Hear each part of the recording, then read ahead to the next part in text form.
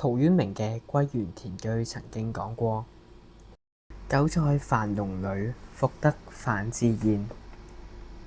意思係指通過歸隱田園，回歸本性嘅暢快。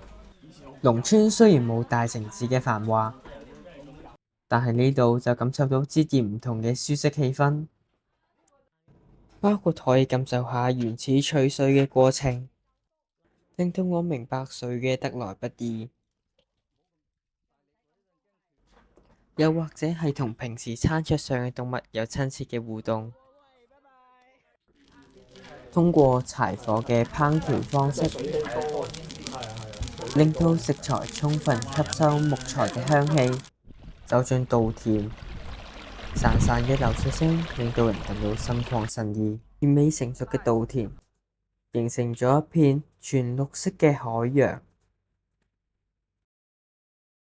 稻苗嘅高低錯落，綠油油一片此起彼伏，隨住微風輕撫捲起層層稻浪，同藍天白雲相映生輝。